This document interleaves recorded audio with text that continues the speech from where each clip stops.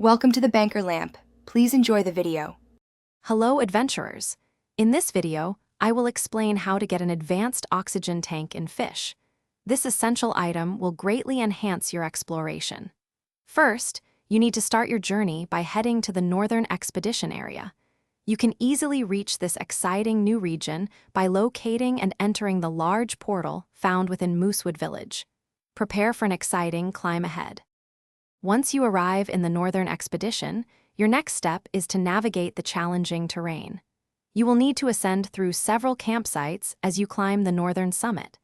Make sure to refill your existing oxygen tanks at each base camp to ensure you have enough supply for the journey. Your ultimate goal is to reach Camp 5, which is specifically named the Glacial Grotto. Upon successfully reaching Camp 5, the Glacial Grotto, you are very close to obtaining your advanced oxygen tank. Look for the specific non-player character, Hiker number 10, who is stationed in this area.